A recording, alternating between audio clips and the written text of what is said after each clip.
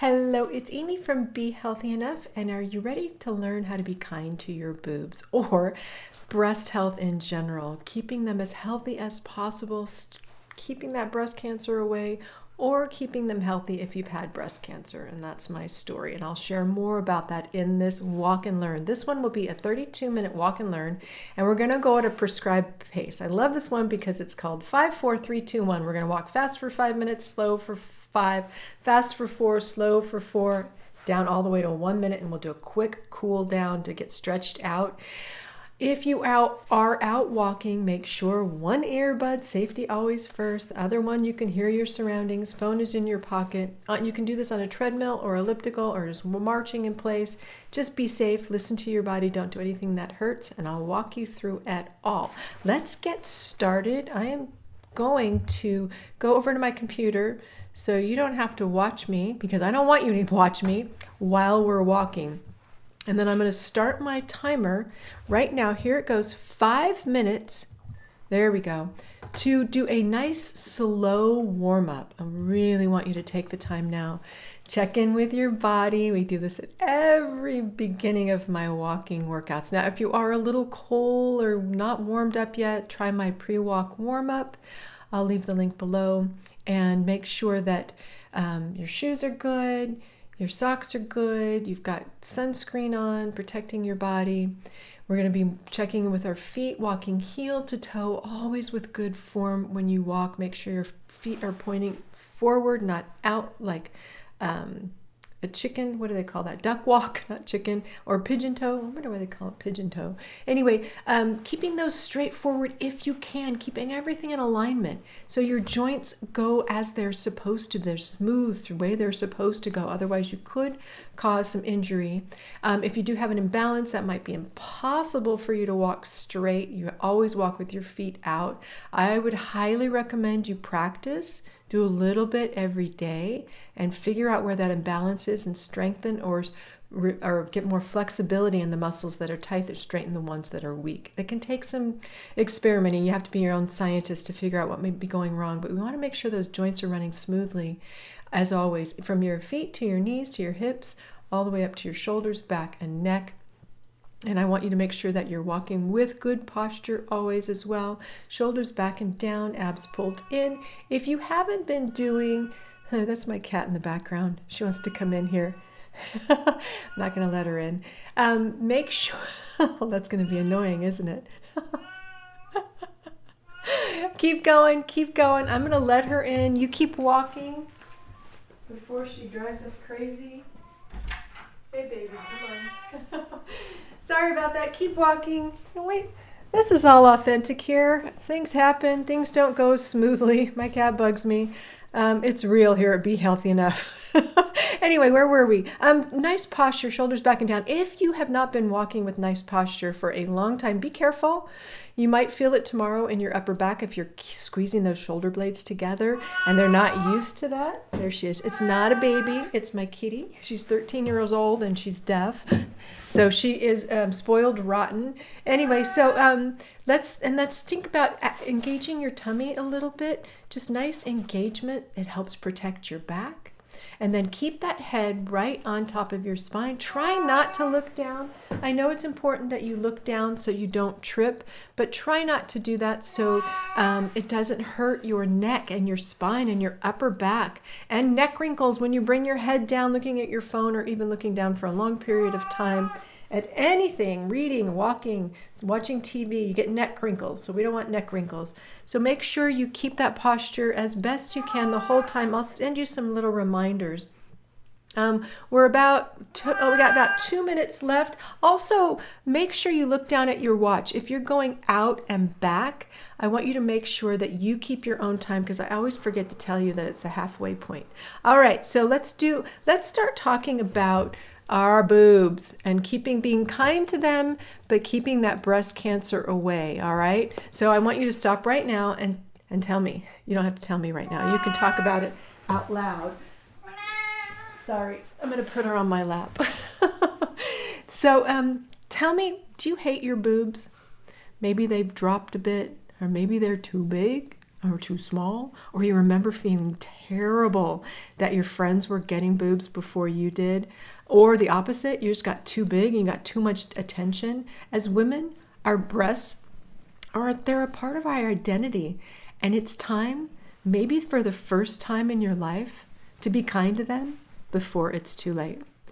And it's too late for me for my right breast. I was diagnosed with breast cancer in December of 2022. I had a mastectomy on my right side in February of 2023, and 2 reconstruction surgeries, because I decided to get reconstructive surgery instead of just going flat. That was my choice. And things are going great. At the time, I really liked my breasts, to be honest with you.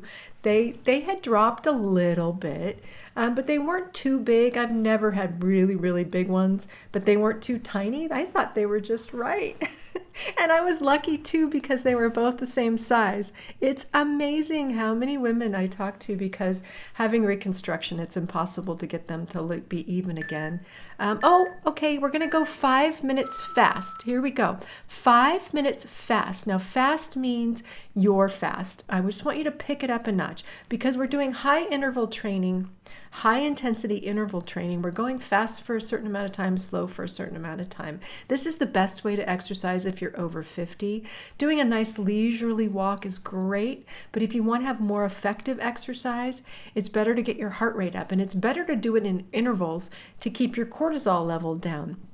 Long endurance, high intensity cardio is not good for us if we're over 50. One, it's hard on our bones because it's bone depleting. It's hard on our muscles because it can waste away some of our muscles. It can be really hard on our joints. So we just have to be really careful to change the way we exercise over 50 and find what's most effective for our menopausal bodies. And from the experts, HIIT training or high intensity interval training, which is what we're doing today, different intervals. These are very different than what they normally do, a minute fast, 30 minutes rest, or the other way around. But it's an interval, it's a purposeful walk, it's better than just a leisurely walk. And let me continue on with my story. Okay, we're going fast. We got 3.5 more minutes, a little bit more than that. So I really liked my boobs. I even took a picture of them before my surgery. I had to make sure I hid those photos. Do you know you can hide photos on your iPhone? It's very important if you're taking before and after of anything. So having one of them cut off was the hardest thing I've ever had to do. I felt fine. They looked fine. I could not feel a lump. The lump was found in a mammogram. Doing this was going to make me feel worse, but I had cancer, and so I had to. So I sucked it up, and to be honest, I didn't even cry much throughout all of this. I've been known. I'm working on it now to stuff my emotions down, and I did that. I sucked it up, did everything I was supposed to do, but after these 2 reconstruction surgeries, I am right now, in quotes, cancer-free. Okay. Along with helping women get moving and feeling better and keeping their bodies strong enough to deal with every curveball life throws at them, I also really want to share some of the things I've been learning on this breast cancer and breast health journey that I didn't know before all of this. You know how sometimes things happen for a reason? I think me getting breast cancer happened for a reason, because I was always that healthy one. I was always the one. I didn't have a lot of aches or pains and health issues, and yet I was helping women work around them when I didn't have a lot of experience. I had some.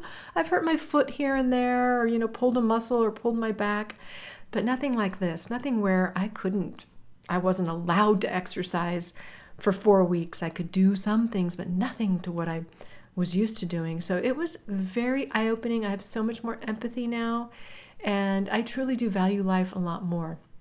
And on top of that, so I'm going to share what I've learned about breast cancer, what it is, the signs and symptoms, what they know about what causes it and risk factors, and what you can do to keep your breasts healthy and prevent breast cancer. Are you ready? We've got about 1:30 left in this 5-minute fast. If you need to slow down, do so, but try to kick it up to where you're breathing heavy, pumping your arms, walking heel to toe, squeezing the glutes, abs engaged, back, shoulders back and down. Breathing, nice breath, getting getting all those endorphins pumping through your body. Walking is so amazing for you. Okay, first, what is breast cancer? So a breast is made up of 3 parts. We've got lobules, ducts, and then all the connective tissue that goes around it. The lobules are the glands that produce milk, because our breasts mainly are there to feed our children. No, that's the only reason they're there, is to feed our children. So they produce milk. The ducts are the tubes that carry the milk to the nipple.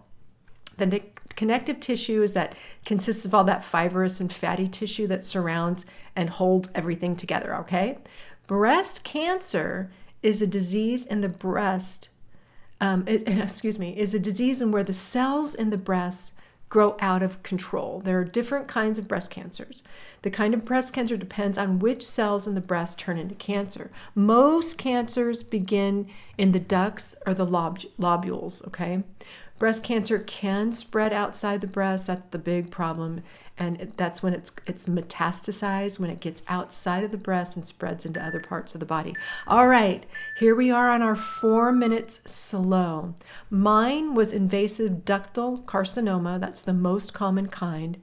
I had 2 small lumps in my right breast that were far enough apart that a mastectomy was recommended. I was gonna have a lumpectomy followed by radiation until they found the second lump on an MRI. So what they do is typically they find something abnormal in your mammograms, and you have to go in and get an ultrasound, and then you have to go in, if they see something there, you have to go in and get a biopsy.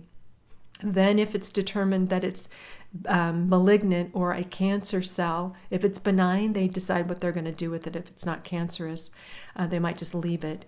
But if it's a malignant or cancer, then you go in, they take that cell and they figure out they take that biopsy results and they figure out what type of cancer it is. And mine was, I'm going to throw some things at you. Don't have to memorize or anything, but I want you to know if God forbid you ever have to do this, there are several types of breast cancers. There's ER and PR positive and negative. I was both estrogen receptor and progesterone receptor positive, which meant that my cancer loved estrogen and progesterone. Meant that stuff fed the cancer. It's the most common type. There's another measurement called HER2, which is another thing that they're looking for, and mine was negative, which was a good thing, but meant that I could treat my cancer with hormone therapy after the mastectomy or lumpectomy, whichever happened. And the hormone therapy is stopping all the estrogen that's produced in my body. Although I wasn't producing much, and it still produces some, and you may need to stop that to keep that cancer that likes that stuff from growing anymore. They did take one of my lymph nodes, and it did not have any cancer either. When they take a lymph node called a sentinel lymph node, and if there's nothing in that sentinel, it's sort of the guardian, then they pretty much can be sure that the breast cancer has not spread outside of the breast area. If it's something in your lymph node, then they're pretty sure it's spread outside there. So they took one, which has some problems. I have to be careful that I don't get something called lymphedema, because without that lymph node, my body can't pull out toxins and things as effectively as it did, and you can get swelling. Let's see. So that was mine. They took that. They didn't have cancer. There's so many more details that I'll get into, and maybe I'll do this in another video. And if you want, it can get really complicated, but if you want to know more, let me know, because there's all sorts of types and things, and I've been through a journey. It's definitely a flow process, and to make a flow chart to make decisions based on what's going on and what you feel comfortable with, and some other testing that they do. But I'll try to keep it simple. We've got about 45 seconds of slow. You're going to go 4 minutes fast next. All right, signs and symptoms of breast cancer may include a breast lump that you feel, or a thickening that feels different. So it's a good idea to be really in touch with how your breasts feel now, so you have a frame of reference as to anything that might be going wrong. I was okay at doing breast exams. I have to say I wasn't perfect, but that lump that I had, I never felt it. Even after we found it, I still could not feel it. Neither could the doctor. So it was very small. Making sure that you're looking for changes in size, shape, or appearance. A newly inverted nipple. I didn't even know that could happen. Okay, you ready? 4 minutes fast. Let's go. Pump those arms. Heel toe, heel toe. Squeeze the glutes with each leg that goes back. Squeeze that butt cheek. That helps make it more effective. Abs pulled.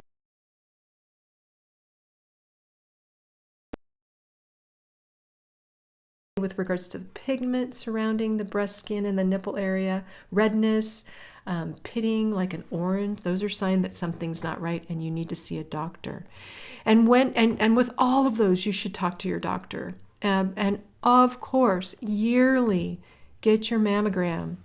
And if you get that letter that says you have dense breast tissue, ask for an ultrasound. They might have caught mine sooner if the year before I had asked for an ultrasound, and I might have gotten by with a lumpectomy followed by radiation and not a full mastectomy. If you find a lump or something, even if you've had a mammogram that was normal, make an appointment with your doctor right away. Let's talk about causes, and this is going to be, I might get a little angry here because they don't know. Doctors know that breast cancer occurs when some breast cells begin to grow abnormally, and that's the case with any cancer. It is cells that go rogue, and they start growing on their own abnormally. These cells divide more rapidly than the healthy cells do and continue to accumulate, forming a lump or a mass that it might spread, called metastasize, through your breast to your lymph nodes to other parts of your body. That is an option. So it's super important if you catch it early. It is highly, highly treatable. It begins with the cells, typically I said earlier, in the milk-producing ducts, which is called invasive ductile, but it also can begin in the glandular tissue called lobules, which is called invasive lobular carcinoma, and in other cells of the breast tissue. So it can happen anywhere. It just depends on what you're going to get. Researchers have identified hormonal, lifestyle, and environmental factors that may increase your risk. But it's not clear why some people who have no risk factors develop cancers, yet other people with risk factors never do. So it's likely that breast cancer is a complex interaction of your genetic makeup and your environment and your lifestyle, which I included in environment. In other words, they have no freaking idea what causes breast cancer. And if someone says they do, someone says, this caused your breast cancer, you tell them, no, it did not. Or if they want you to buy a program because it's going to keep you from getting breast cancer or something that they are adamant about what causes it, don't buy. They're just trying to sell you something. Or they haven't done their research to know that it's a complex. Cancer is complex. It's not one thing or another. It's multiple things. And that's what I've been learning. And it's something that I feel good because I was beating myself that I did this to myself. And you cannot do that because you have no idea. And there's so many things out of your control. I'm going to get off my soapbox right now. You're going to finish up your 25 seconds fast, walking fast. I'm going to take a breath. Oh, calm down, Amy. I get kind of angry about this because so many people are real flippant about, oh, this caused your breast cancer. Oh, you did that to yourself. And it just makes the person feel bad, and there's no reason for it. So breath, Amy. Okay, then we're going to go 3 minutes slow. Okay. All right. Here's what they do know from research that I've done is that doctors estimate that 5 to 10% of breast cancers, that's just 5 to 10%, are linked to gene mutations passed through generations of the family. My mom had breast cancer. She had the same exact kind. They caught hers even earlier than mine, so she didn't even have a lumpectomy and she didn't have radiation. They got hers with the biopsy. So it was much, much sooner, thank goodness. There are a number of inherited mutated genes that can increase. So these are genes that you inherit that have already mutated into something that has been linked to breast cancer. The well-known ones are the BRCA, the BRCA1 and 2. Both of them increase significantly the risk of both breast and ovarian cancer. They know that for a fact now. They have done that. But they also are learning so much more. And I was tested for 13 other genes that are now linked to cancer. Plus, I was tested for all of the other ones, skin cancer, even prostate cancer, and some ovarian cancer and some other things that they tested me for. And I had nothing. None of my genes had any markers for cancer, any cancer. All right. So genetic testing should be a part, if you are going through this right now, it should be a part of your normal breast cancer protocol. So if they don't do that, ask for it. Insurance paid for mine. It can help. It can really help. Knowing that I didn't have any of these risk factors was the decision I made not to just go ahead and have a double mastectomy. Double mastectomies, they might seem, oh, I'm just going to cut off both my boobs. It is a hard surgery. Don't think it's not. And doing them both at the same time, it was really, really limiting. And I'm so amazed at women that do that, and proud of you guys for being able to get through that, because it's not easy. All right, let's talk about the risk factors other than genetics. Breast cancer risk is anything that makes you more likely that you'll get breast cancer. But having one or even several breast cancer risks doesn't necessarily mean that you're going to get it. So I might be talking about some of these things. That doesn't mean you're going to get it, because it's a complex interaction of all of them. So we're just going to be talking about them individually. So it could be one and the other that makes it happen. Many women develop breast cancer. Many women who develop breast cancer have no known, as I said, risk factors other than simply being a woman, okay? I didn't mention we had already passed our halfway mark. We're at 20 minutes out. We only have 10 minutes left. I better get going with this. Risk factors associated. All right, we're going to go 3 minutes slow. Come on, yo, let's make this good. 3 minutes. I'm sorry, 3 minutes fast. We just did the 3 minutes slow. Factors that include are associated with increased risk of breast cancer include being a female, as I just said. Women are more likely than male, but men do get breast cancer, but they're more likely than men to get it. Increasing your age. Your risk of breast cancer increases as you age. Definitely women over 60, which I turned 60 on December 6th, and I had my biopsy on December 9th and was diagnosed December 14th. So, yep, that one there. A personal history of any breast conditions. If you've had breast cancer on one side, you do have an increased risk of getting in the other, and that's what I'm really most worried about and focusing on, make sure it doesn't happen to me again. A family history that I mentioned my mom did. If your mom, sister, daughter was diagnosed with breast cancer, particularly at a young age, your risk of breast cancer is increased. Still, a majority of people that get it don't have any family history, so that's really good to know. The genes I talked about, but again, they don't make it inevitable. Environmental risk factors, it was really difficult to get a lot of information on. You know why? Because they don't know. If you received radiation treatments to your chest as a child or a young adult, your risk of breast cancer, and that makes sense to me because you're actually putting radiation into your body. But other things like pesticides, lead, cadmium, you name it, there is nothing concrete that I could find that we can, and anything that we could do without. I mean, yeah, we could choose organic products, but you can't choose what's in the air. You can't choose what's in the soil of those organic products. You can't choose what happens when you're in an airplane. All sorts of things are so out of your control. Obesity does increase your risk of breast cancer. Just you have more fat cells, and obesity in general is just generally high risk for a lot of different diseases. So if you're obese, you definitely need to be focusing on that if you want to reduce your chance. You want to be as healthy as you can be. These were some interesting things that I didn't know about with regards to when beginning your period at a younger age, which I didn't. I was 13, almost 14, so that doesn't make sense. They say beginning your period before age 12 puts you at a higher risk. Beginning menopause at an older age, which I did. If you began menopause at an older age, you're likely to develop breast cancer. And the reason by those last two is you just have more estrogen in your body longer.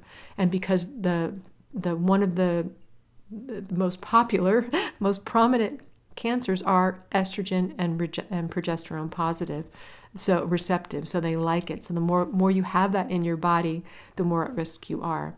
Just 4 more minutes. 3, 2, 1, and then we're going to do 2 minutes slow. Beginning menopause at an older age, which I did do. Having your first child at an older age. Women who give birth to their first child after 30 are increased risk. I never had children. Having never been pregnant, women who have never been pregnant have a greater risk. I did not know that than women who do. With 1 or more pregnancies. Postmenopausal hormone therapy. This one is so controversial, and to be honest, they don't know. I was doing research on this before I decided to take HRT. And so many people, the benefits of HRT, bone health, brain health, heart health, colon cancer, risk reduction, 2 minutes slow. Hopefully you're doing that and taking care of your body. I'm taking a breath. The benefits outweighed the risks to me at the time of what I had known. And now, you can hear one doctor say, me taking HRT caused my breast cancer, and the other say, no way, it did not. So all I know is I missed my bioidentical cream. It made me feel human. It helped my skin. It helped my weight. It helped my hair. It helped my brain. I almost miss that more than I miss my boob, but I know I can't do it.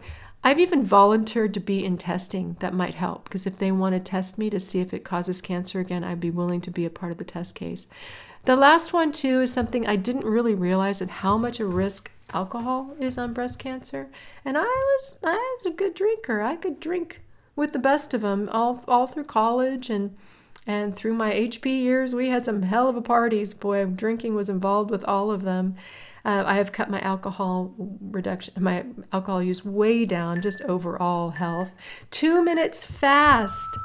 So one thing, if you are drinking more than one glass a day, you should really take a look at that. It's not good for you. It's definitely a poison. I know that. It's a toxin that our body's trying its best to ward off. And I know when I don't drink, my sleep is much better, and that helps with recovery. It helps with my immune system. It helps with everything. So cutting down on alcohol is something I truly do believe is a good thing to do. Things you can do to help reduce your risk of breast cancer. And I'm going to get through these in 5 minutes. I don't know if I'll be able to do that. We'll see. I'm going to go fast as you walk. 2 minutes fast. Then we'll do 1 minute slow, 1 minute fast, and then we'll cool down. How are you doing? Are you doing okay? I'm going to take a breath. Ask your doctor about breast cancer screening and make sure that you do the right screening for you, that's right for your body. And do clinical breast exam, is that right? Mammograms, ultrasounds, they have so many different things. They have 3D imaging, all sorts of stuff. This is how they found mine, and they caught it very early, thank goodness. And, after just a few months from diagnosis, I'm cancer-free and leading an even better life right now. If you do have dense breasts, you get that letter that says you do, talk to your doctor about breast cancer screenings that are right for you, like an ultrasound, because it is harder to see a lump when you have dense breast. Become familiar with the breast through self-exams. Be aware of any changes that you might know. Again, drink alcohol in moderation, if not at all. Exercise, yay! This was on the risk factor reduction. Aim for at least 30 minutes of exercise on most days of the week. That was from the experts. I'm repeating. That's my philosophy. 30 minutes is all you need a day. If you haven't been active lately, you got to make sure you talk to your doctor before you do that, and start slowly. Do your research on postmenopausal hormone therapy. This is fraught with controversy. 1 minute slow, please. So much controversy, and they still don't know how, and I'm not going to talk much about this, okay? Do your research, talk to your doctor. Menopausal symptoms are awful, and I'm really glad that Oprah and Michelle Obama and Gayle King are getting on this bandwagon, because maybe we'll do a little bit more research for us women over 50 or menopausal women. Maintain a healthy weight. That's easier said than done, I know, but it's worth it. It's worth digging into it and what might work for you, because obesity definitely is linked to cancers, all of them, and other diseases. Along with that goes making healthy food choices, trying to think about your food as your medicine and your fuel, not something to lose weight. Eating a diet rich in fruits and vegetables and whole grains, eating those antioxidants that help fight off cancer cells. Your body has its ability to fight off cancer, because we all have cancer in our body. The one that get it, didn't have 1 minute fast. We didn't have enough oomph to fight off that cancer, so it didn't happen. So finding ways you can boost that in. Things like omega-3s, which are in salmon, fish oil, fatty acids, flax seeds. I'm taking a lot of mushrooms now. I'm working with a naturopath and taking cordyceps mushrooms, which have anti-cancer properties that they've tested on my cancer cell.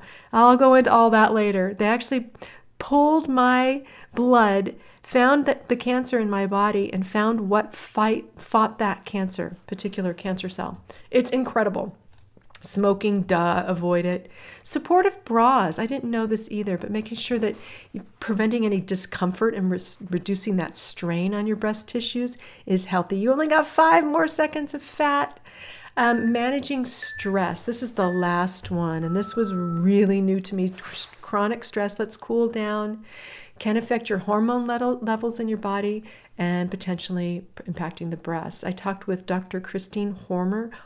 She's got a whole program on breast cancer, and she told me of a study of 855 women in Poland that looked at whether the accumulative stress over time, like a death of a loved one, a divorce, or a trauma, there was any relationship with the breast cancer rates, and there was a strong correlation with the young women that had endured traumatic events in their life. They had the increased risk of breast cancer. Now, it's something that you can't control. You can't control when someone dies. Maybe you can control a divorce, not really sometimes. So you've got to do what you can to manage your stress management, overall disease reduction, mental health improvement, sleep improvement, weight loss. It's all trying meditation, which I'm trying. It's not easy, but I think it's working. All right, take a deep breath. I didn't give you much time to cool down. I'm so sorry. I got through all of this. If you have any questions, you let me know, and take a time to watch my after walk stretch to stretch out your feet and your calves and the back of your legs and your arms. And if you were holding that good posture, I want you to make sure that you stretch out that upper back and your chest and your neck, and take some time to go in the mirror and look at your breasts and love them, because they may be gone. And believe me, a mastectomy, it's not pretty. It's not a pretty sight. I think that was the one time that I cried is when I first saw that. I looked like Frankenstein. I'm getting much better about it, although I feel like I'm going to tear up in a second thinking about it. But the timer's done. You don't get to hear me cry. Anyway, thank you for joining me as I shared what I've learned on my journey, and I hope to share more. If you do need any support, I'm going to pay it forward, so please reach out if you have any questions. Bye.